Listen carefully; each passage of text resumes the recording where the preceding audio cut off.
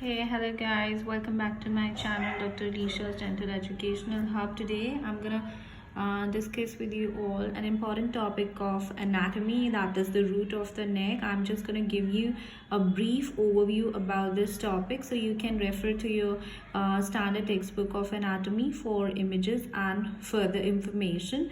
So I'm just gonna give you a brief overview. You can take the screenshots of these notes which I have prepared for you, and I'm going to tell you important points only which are required from NEET PG point of view. So let's begin with our lecture today. So root of the neck.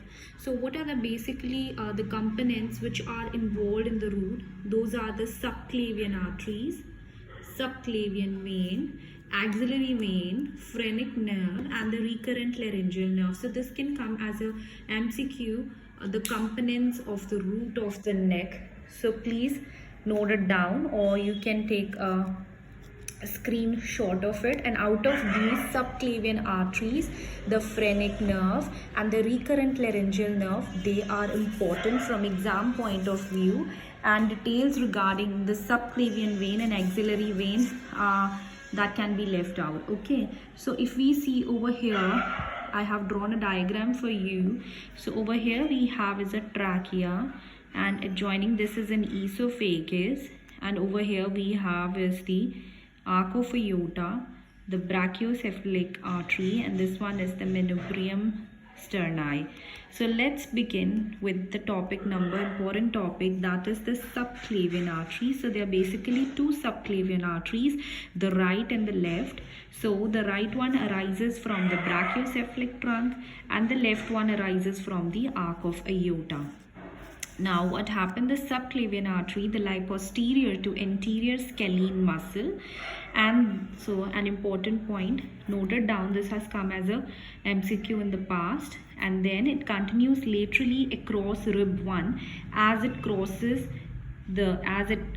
and it becomes the axillary artery. So what happens when the subclavian artery, they crosses the rib 1 laterally, they will soon become the axillary artery.